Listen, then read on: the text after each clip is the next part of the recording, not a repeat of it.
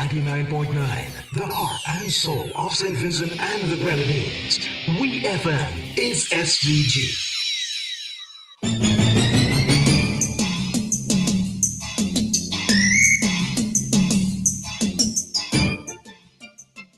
Welcome to WEFM'S 3pm News. I'm your presenter, Jessica Klein. First on the local scene. The Honorable Carlos James, Minister of Tourism, Civil Aviation, Sustainable Development and Culture of St. Vincent and the Grenadines, has cautioned that Caribbean islands tourism industry expansion will lead to a 25% increase in carbon emissions by 2030.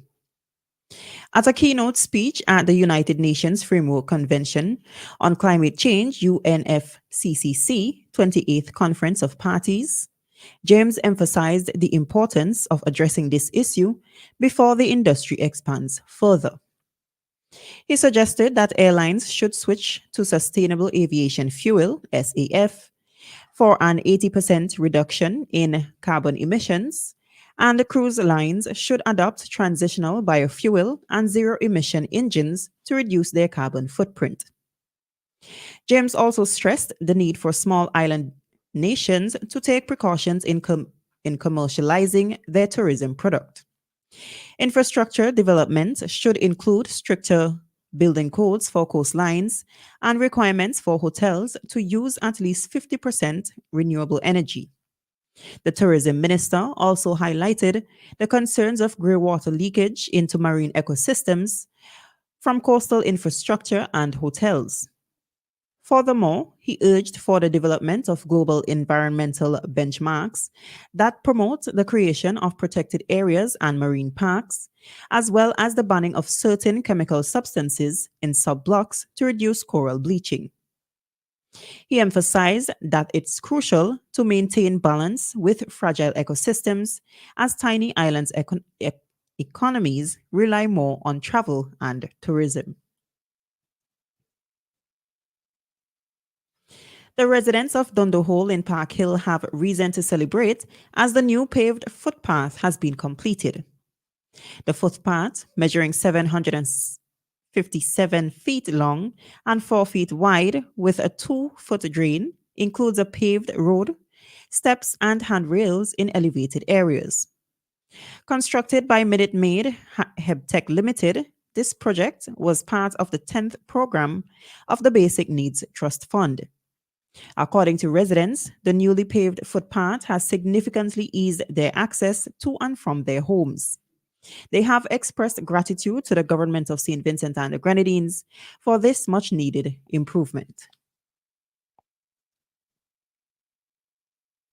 Still on the local scene, St. Vincent's Prime Minister, Dr. Ralph Gonsalves, had requested that the Organization of American States, OAS, postpone a debate which was scheduled for Monday 11th regarding a resolution that could lead to additional measures against Venezuela.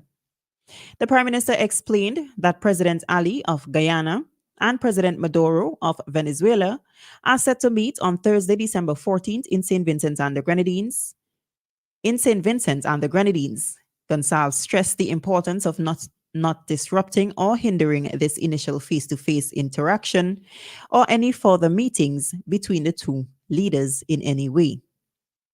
In a statement released on December 7th, the OAS expressed concern over the aggressive stance of the Maduro regime towards the Cooperative Republic of Guyana, which has escalated to a point of significant regional concern.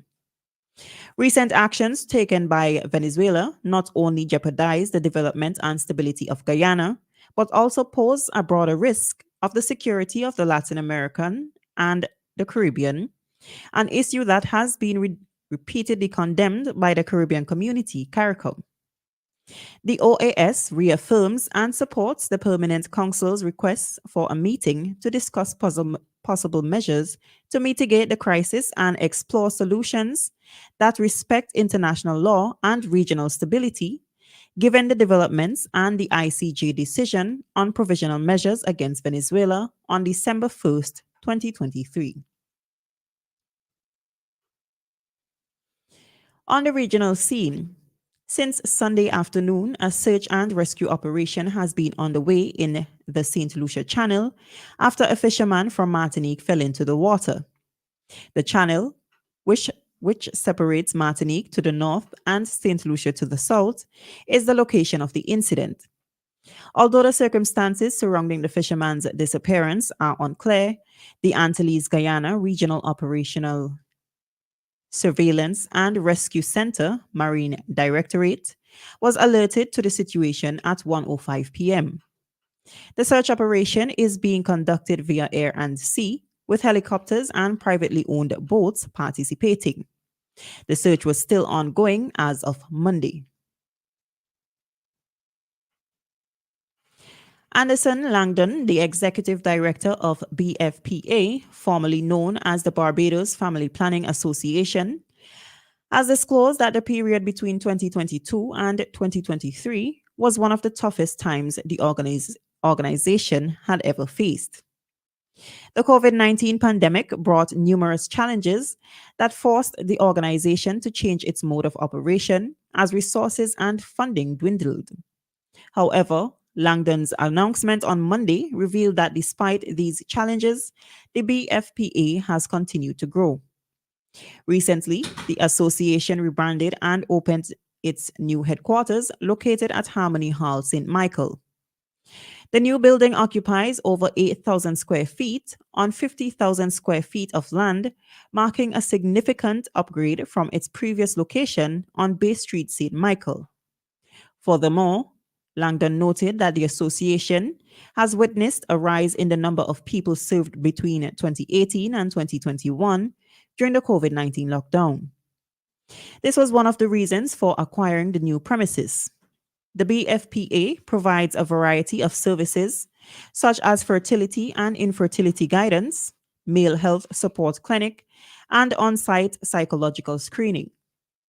Looking ahead, the BFPA is planning to expand its offerings, including a pediatric clinic, adolescent and youth clinic, adolescent young mothers program, and mental wellness support group once funds become available.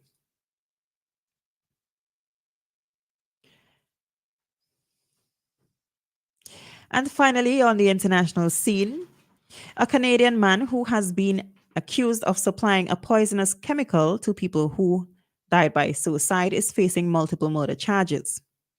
57-year-old Kenneth Law, a former chef, is facing 14 counts of second-degree murder. According to data, Mr. Law was previously charged with aiding suicide regarding deaths of people who allegedly purchased the lethal chemical from him online. He has also been linked to 90 deaths in the United Kingdom. In an emailed statement shared with BBC by Mr. Law's lawyer, Matthew Gawley, Law intended to plead not guilty to the charges. The murder charges announced by police on Tuesday marked an escalation in the prosecution of Mr. Law in Canada, who has been the subject of a very active and very complex investigation involving 11 police agencies in the country's largest province, Ontario. According to an inspector with York Regional Police, Simon James, the new murder charges were related to a total of 14 victims in Ontario. Mr. James said evidence has come in that supports the charge of second-degree murder, but refused to add any further details as the investigation is currently being carried out. This has been WEFM'S 3 p.m. news. I have been your presenter, Jessica Klein. Join us again at 5:30 p.m. for WEFM's evening news, and we thank you for listening.